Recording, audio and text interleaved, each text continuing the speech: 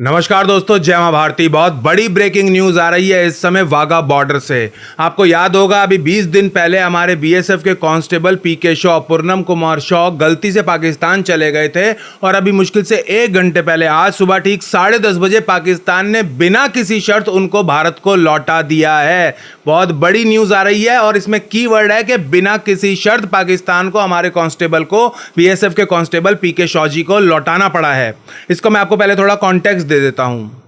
पीके शॉ जी जो बीएसएफ के कांस्टेबल हैं, इनकी तैनाती पंजाब के फिरोजपुर में थी, फिरोजपुर सेक्टर में, जिसका बॉर्डर जहां पर भारत और पाकिस्तान की सीमा आपस में मिलती है, जहां पर के इंटरनेशनल बॉर्डर है, एलओसी नहीं है, इंटरनेशनल बॉर्डर है। वहां पर 23 अप्रैल के दिन अपनी ऑपरेशनल ड्यूटी करते हुए सुबह के लगभग 11:50 पर पीके शॉ जी गलती से पाकिस्तानी सीमा में क्रॉस कर गए, पाकिस्तान में प्रवेश कर गए। ऐसा पहली बार नहीं हुआ था दोस्तों। वो सीमा ऐसी है क्योंकि दोनों देश एकदम वहां पर सटे हुए हैं और बहुत ही कंफ्यूजिंग बॉर्डर है, क्लियर डिमार्केशन नहीं है ऐसी कोई। इसलिए बहुत कॉमन बात है कि उनके जो रेंजर्स हैं वो भारत में आ जाते हैं और भारत के बीएसएफ के जवान वहां पे गलती से पाकिस्तान में एंटर कर जाते हैं। सिविलियंस के साथ भी ऐसा होता रहता है। और 24 घंटे के भीतर ज्यादातर भारत की तरफ से, पाकिस्तान की तरफ से कोई भी आ गया हो गलती से, उसे 24 घंटे के भीतर वापस कर दिया जाता था। इसका एक बहुत ही सिंपल सा प्रोटोकॉल होता है। कोई गलती से उधर से यहाँ आ गया, यहाँ से वहाँ चला गया, तो बीएसएफ की एक फ्लैग मीटिंग होती है, उसमें दोनों ऑफिसर्स बैठ के दोनों फोर्सेस के आपस में डिस्कशन करते हैं और नॉर्मली 24 घंटे के अंदर अंदर लौटा दिया जाता है। भारत ने कई बार लौटाया जो न्यूज में नहीं आता। भारत ने कई बार पाकिस्तान के फौजियों को, रेंजर्स को 12 घंटे के अंदर वापस लौटाया है, जो गलती से आगे उनकी ब्रीफिंग करने के बाद, थोड़े से नॉर्मल से सवाल जवाब करने के बाद भारत लौटा दिया करता है। लेकिन पाकिस्तान ने इस बार, वही पाकिस्तान दो मुंहा सांप है, पाकिस्तान ने अपनी फितरत दिखाते हुए इनको लौटाने से मना कर दिया और पूरे 20 दिन इनको बंदी बनाकर रखा। आपको याद होगा 23 अप्रैल के दिन जैसे ही ये गलती से बॉर्डर क्रॉस करके गए, इनको पकड़ लिया गया और मुश्किल से 1 घंटा भी नहीं हुआ था कि पाकिस्तान द्वारा इनकी फोटोज, इमेजेस पब्लिक कर दी गई। फोटोज जो पूरी दुनिया ने देखी, जिसमें पीके शॉ जी की आंखों पर पट्टी बंधी हुई थी, उनके वेपन जमीन पर रखे हुए थे, ऐसी गिरी हुई हरकत करी। वो पाकिस्तान जो कह रहा था कि हमने इतने राफेल गिरा दिए, ये कर दिया, यूएफओ गिरा दिए, रॉकेट गिरा दिए, चांद पे कब्जा कर लिया, लेकिन कोई फोटो नहीं दिखा पाया।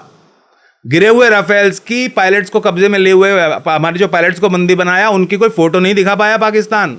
लेकिन पीके शॉ जी की फोटो दिखाने में कि भाई हमने इनको बंदी बना लिया, 1 घंटा भी नहीं लगाया और इतनी घटिया फोटो इन्होंने निकाली, वो जो इन्होंने हरकत की इनके साथ, पीके शॉ जी के साथ, जो आंखों पे पट्टी बंधी हुई थी। इतनी घटिया हरकत, पाकिस्तान को पता था कि कुछ नहीं है, गलती से घुसाए हैं, यहाँ पे गलती से एंटर किया है, लेकिन फिर भी पूरे 20 दिन डिटेंशन में रखा। जैसे ही मैंने ब्रेकिंग न्यूज सुनी 1 घंटे पहले, मैंने तुरंत एमओडी में मेरे कांटेक्ट है, उनको फोन लगाया। उन्होंने मुझे कुछ बातें बताई हैं, मैं आपको बताता हूं। मेरे कांटेक्ट ने मुझे बताया कि इनको जो जॉइंट चेक पोस्ट है वाघा बॉर्डर पर, उस पर पाकिस्तान ने बिना किसी शर्त हैंडओवर किया। मुझे बताया गया है कि जब पीके शॉ जी को बंदी बनाया गया, गलती से बॉर्डर क्रॉस करके गए 23 अप्रैल के दिन, तब से ही बातचीत चल रही थी, लेकिन पाकिस्तान टाल मटोल कर रहा था और पीके शॉ जी को एक लेवरेज की तरह इस्तेमाल करने का प्रयोग कर रहा था। पाकिस्तान की तरफ से ऐसी हिंट दी जा रही थी बार बार कि यदि भारत ने पहलगाम 22 अप्रैल को हुआ था, 23 अप्रैल को ये बॉर्डर क्रॉस करके वहां चले गए, पकड़े गए, तो पाकिस्तान ये कह रहा था भारत से, इनडायरेक्टली हिंट्स दे रहा था ऐसी कि यदि भारत ने कोई मिलिट्री एक्शन किया पाकिस्तान के खिलाफ तो वो उनको नुकसान, पीके शॉ जी को नुकसान पहुंचा सकता है। और 7 मई को जो ऑपरेशन सिंदूर हुआ, तो यहां पे मिनिस्ट्री ऑफ डिफेंस में एक बहुत बड़ी चिंता का विषय था ये। बीएसएफ में भी इसके ऊपर विचार विमर्श हुआ था कि भाई कहीं उनके ऊपर पाकिस्तान के, जो आपको पता ही है पाकिस्तान के भाई फितरत क्या है, पाकिस्तान फौज पीके शॉ जी के ऊपर अपना गुस्सा ना निकाले, उनके साथ कुछ ना करे। लेकिन मुझे बताया गया कि पीके शॉ जी का मेडिकल चेकअप हो चुका है। अभी डिटेल्स तो नहीं आई है कि इनको यातनाएं दी गई, साइकोलॉजिकल यातनाएं दी गई, किस प्रकार की दी गई, लेकिन वैसे कोई इनके शरीर पे कोई बहुत ज्यादा चोट का ऐसा कुछ नहीं मिला है, कोई यातना के चिन्ह नहीं मिले हैं अभी तक, जो मेडिकल चेकअप हो चुका है। लेकिन डिटेल्स अभी आएंगी और मैं आपको आज शाम तक वो डिटेल्स आपके साथ साझा कर दूंगा। लेकिन यहां पर मेन बात यह है, बहुत ही रोचक बात यह है कि पाकिस्तान पीके शॉ जी को लेवरेज की तरह इस्तेमाल करने का प्रयास कर रहा था। जब 7 मई की रात को ऑपरेशन सिंदूर भारत ने लॉन्च किया, सक्सेसफुली पाकिस्तान के 15 लोकेशंस को टारगेट किया, पाकिस्तान में जो आतंकवाद का इंफ्रास्ट्रक्चर है उसको पूरी तरह तहस नहस कर दिया, तब भी पाकिस्तान की तरफ से बीएसएफ को संदेश भेजा गया कि वो पीके शॉ जी को नुकसान पहुंचा सकते हैं। और तब भी पीके शॉजी को लेवरेज की तरह इस्तेमाल करते हुए पाकिस्तान ने यह संदेश भिजवाया कि भारत अपना रिटेलिएशन वापस कर ले, जो मिलिट्री एक्शन कर रहा है इसको वापस कर ले, नहीं तो पीके शॉजी को नुकसान पहुंचाएंगे। लेकिन भारत नहीं झुका। दोस्तों यहां पर एक बहुत ही इंपॉर्टेंट बात यह है कि इंटरनल प्रेशर भी बहुत ज्यादा बन रहा था सरकार के ऊपर पीके शॉजी को छुड़ाने के लिए। हमारे जो अपोजिशन के नेता हैं वो लगातार सरकार के ऊपर दबाव बना रहे थे, और बनाना भी चाहिए, बिल्कुल सही बात है, लगातार दबाव बना रहे थे कि पीके शॉजी को जल्द से जल्द छुड़ाया जाए। और पीके शॉजी को छुड़ा लिया गया है, बिना किसी शर्त छुड़ा लिया गया है। अभी भी पाकिस्तान पूरे 20 दिनों से यही प्रयास कर रहा था कि वो पीके शॉजी के बदले अपनी कुछ शर्तें मनवा ले। पीके शॉजी को छोड़ने के बदले हमारे जो बीएसएफ के कांस्टेबल हैं पीके शॉजी, इनको मुक्त करने के बदले भारत से अपनी कुछ शर्तें मनवा ले। लेकिन भारत पाकिस्तान के सामने नहीं झुका। भारत ने कहा तुम छोड़ोगे और बिना किसी शर्त के छोड़ोगे, और पाकिस्तान को छोड़ना पड़ा। ये मेरे को मिनिस्ट्री ऑफ डिफेंस से बताया गया है कि पाकिस्तान अपनी शर्तें मनवाना चाह रहा था। पीके शॉ भारत ने कहा भाई हमारे गलती से गए हैं, इनको छोड़ा जाए।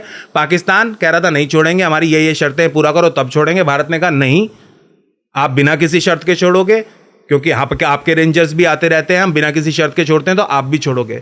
अब दोस्तों दुनिया में कोई डाउट रह नहीं जाना चाहिए कि कौन डर गया इस युद्ध में, कौन जीता, कौन हारा, कौन अमेरिका के प्रेशर में आ गया। मेरे ख्याल से अब इसमें कोई डाउट नहीं रह जाना चाहिए।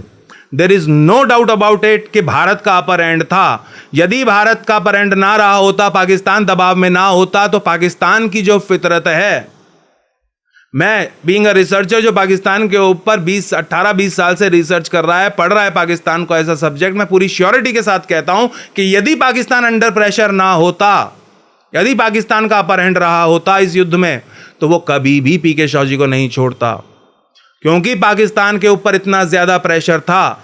$1 बिलियन के लिए हाथ फैलाने वाले आईएमएफ के सामने, कभी सऊदी से $1 बिलियन, कभी चीन से $1 बिलियन की भीख अपने अकाउंट में पार्क करवाने वाले इतना अमाउंट जो हमारे यहां पर एंजल इन्वेस्टर स्टार्टअप्स रेज कर लेते हैं। 3-4 एंजल इन्वेस्टर आप बेंगलोर में पत्थर फेंक के भी चुन लोगे, 3-4 को रैंडम भी चुन लोगे, 3-4 एंजल इन्वेस्टर्स को भारतीय बेंगलुरु में, तो वो रेज कर लेंगे $1 बिलियन 1 घंटे के अंदर अंदर रेज कर लेंगे। इस अमाउंट के लिए जो पाकिस्तान हाथ फैलाता है, वो पीके शॉजी को लेवरेज की तरह इस्तेमाल करने का प्रयास कर रहा था। लेकिन पाकिस्तान की एक नहीं सुनी गई, पाकिस्तान के ऊपर लगातार दबाव बनाया गया और पाकिस्तान को बिना किसी शर्त पीके शॉजी को छोड़ना पड़ा है। तो बॉटम लाइन ये है, जो लोग कह रहे हैं कि ये दिखाओ वो दिखाओ, हमारा कैसे, हमारे यहां से भी आवाज उठ रही है। आतिशी मारलेना का वीडियो आया है, आतिशी मारलेना जी का क्या कहना है, ये जो पूरा भारत पाकिस्तान का भी एपिसोड हुआ है उसके ऊपर क्या कहना है वो सुन लीजिए, और आपको सुन के शर्म आएगी कि हमारे भारत की नेता हैं। पहला सवाल, अगर पाकिस्तान ने हाथ जोड़े और अगर भारत ने पाकिस्तान पर दया खाकर सीज फायर किया, तो इस सीज फायर की, इस युद्ध विराम की घोषणा भारत ने क्यों नहीं की? प्रधानमंत्री ने खुद क्यों नहीं की? देश की सेना ने क्यों नहीं की? क्यों इसकी घोषणा अमेरिका के राष्ट्रपति डोनाल्ड ट्रंप ने करी? दूसरा सवाल, अगर पाकिस्तान ने भारत के सामने हाथ जोड़े, तो फिर सामने आके कोई समझौता क्यों नहीं हुआ? क्यों पाकिस्तान दुनिया के सामने आके नहीं बोलता, किसी कागज पे साइन नहीं करता, दुनिया के मीडिया के सामने आके नहीं बोलता कि हमने भारत के सामने हार मानी और हमने भारत के सामने हाथ जोड़े? तो प्रधानमंत्री जी, आज पूरा देश ये जानना चाहता है कि अगर पाकिस्तान ने हाथ जोड़े थे तो वो दुनिया के सामने क्यों नहीं कह पाते? तीसरा सवाल, अगर पाकिस्तान ने भारत के सामने हाथ जोड़े, तो क्या पाकिस्तान ने कम से कम पहलगाम पे हमला करने वाले आतंकवादियों को भारत को हैंडओवर किया? तो सुना आपने दोस्तों, ये हमारी भारत की नेता हैं, दिल्ली की पूर्व मुख्यमंत्री रह चुकी हैं, इलेक्टेड लीडर हैं। और फिर लोग कहते हैं कि भाई हम नैरेटिव की वॉर क्यों हार जाते हैं, हम असली युद्ध तो जीत लेते हैं, लेकिन जो सोशल मीडिया के ऊपर नैरेटिव का युद्ध है, मीडिया का जो युद्ध है, वो हम क्यों हार जाते हैं? इसलिए हार जाते हैं, पाकिस्तान का कोई ऐसा नेता है जो ये सवाल पूछ रहा हो? पाकिस्तान का कोई ऐसा पॉलिटिशियन, कोई लीडर ऐसा है जो ऐसे प्रश्न पूछ रहा हो पाकिस्तान की सरकार से, जैसे प्रश्न आतिशी मारलेना पूछ रही हैं? और प्रश्नों का मतलब नहीं है, युद्ध की जानकारियां कब पब्लिक की जाती हैं भाई? युद्ध की जानकारी प्रिविलेज्ड होती है भाई। बिहाइंड द सीन्स जो बातें हुई, आतिशी मारलेना कह रही हैं कि भाई बिहाइंड द सीन्स जो आपकी बातें हुई, डिस्कशन हुई, जो प्राइवेट कॉन्फिडेंशियल, जो ऑफिशियल सीक्रेट्स तहत के में प्रोटेक्टेड है, ऑफिशियल सीक्रेट्स के तहत, वो कह रही हैं उनको पब्लिक करो। आतिशी मारलेना जैसे लोग दोस्तों कारण है कि हम नैरेटिव का युद्ध हार जाते हैं। ख्याल आतिशी मारने को गोली मारी है, इनका इलाज तो दिल्ली की जनता ने बहुत अच्छा कर दिया है। बॉटम लाइन ये है कि पीके शॉ कांस्टेबल वापस आ गए हैं, उनके परिवार को बहुत बहुत बधाइयाँ। मेडिकल चेकअप हो गया है, मेडिकल चेकअप की जो डिटेल्ड रिपोर्ट है वो आज शाम तक मुझे पता चल जाएगी। यदि इनको कोई भी नुकसान पहुंचाया गया होगा तो वो आज कुछ ही घंटे में मुझे पता चल जाएगा और मैं आपके साथ साझा कर दूंगा। तो पीके शॉ जी के परिवार को बहुत बहुत बधाइयाँ हो। पीके शॉ जी मैं आशा करता हूँ कि बिल्कुल सही होंगे। फिजिकल रूप पे कोई घाव होगा भी वो तो भर जाएगा, साइकोलॉजिकली उनके साथ क्या हुआ है वो जानना बहुत ज़रूरी है, वो आने वाले समय में पता चली जाएगा। इस समय पीके शॉ जी के सिक्योरिटी जो हमारे ऑफिसर्स होते हैं, सिक्योरिटी ऑफिशियल्स होते हैं, उनके साथ बैठे हुए हैं, उनकी डीब्रीफिंग चल रही है। उस डीब्रीफिंग जब वो ख़त्म हो जाएगी तो उनको सीधा उनके घर भेज दिया जाएगा। अपडेट्स मैं आपको देता रहूँगा। जय माँ भारती, जय हिंद।